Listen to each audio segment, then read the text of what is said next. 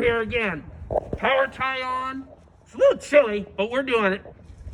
So today, this video is going to talk about appreciation in real estate and cash flow. Is one different than the other? The Lucha Ranger says no. Each one needs the other to build. So what is the cash flow? Well, if you're lucky enough to have cash, and let's say $100,000. If you have $100,000 cash, you can do some pretty good stuff with buying a home. So what you want to do is you want to take, let's say, $30,000 and put that down on a $200,000 home. So you'll get a mortgage of probably about $1,100 a month. Well, you can go ahead and rent that house out and let the rent pay the mortgage, and then you just keep up everything.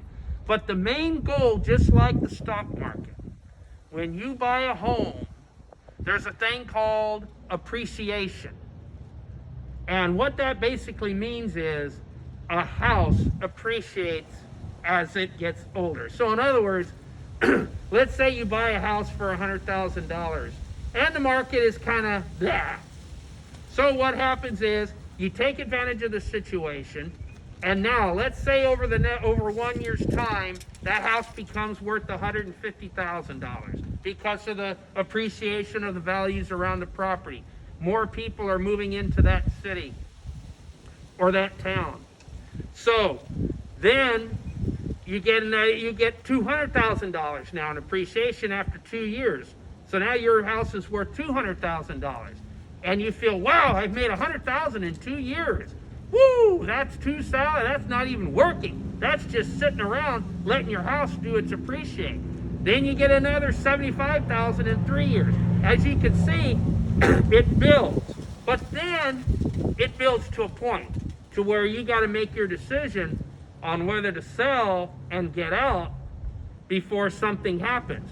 Now, homes can appreciate, and yes, they can build up, but they can crash a lot faster than they build up.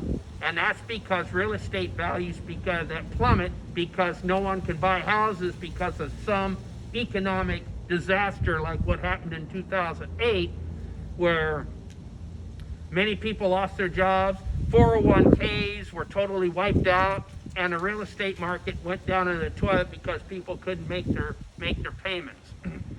When you buy a house and you want it to appreciate, you've got to set yourself a goal, a price that you're going to say, once it hits this price, I'm selling. I know it sounds stupid, but in a lot of ways, just like stocks and options of stocks, you don't want to be greedy. You set yourself a goal, and when that goal is hit, you stick to it. And you don't think about, oh, if I would have just held on, I could have made another 50. No, when you make that final deal, be happy with it and move on to another deal. You always want to buy low and sell high, just like you do in the stock market. And that's what appreciation does. So the best thing to do is use your cash, buy that home, have it appreciate, set yourself a goal, and then sell it. Take your profit and do it all over again. But remember, when you sell that house and you go to buy another one, remember, that's also appreciated too. So you might want to sit back a little bit and let that market come back down, or go someplace where the market's low. Always be aware. Always talk to people.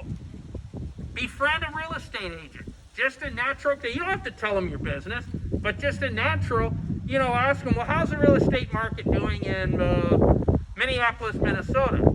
And they'll say, well, it's come down a little bit. Well, there's a little hint. Maybe you want to start something in Minneapolis. The whole thing is, do your research.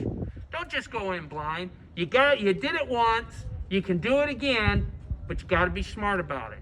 So get out there, buy your home, set a goal. When it appreciates to that goal, take your profit, be happy, and move on to the next step.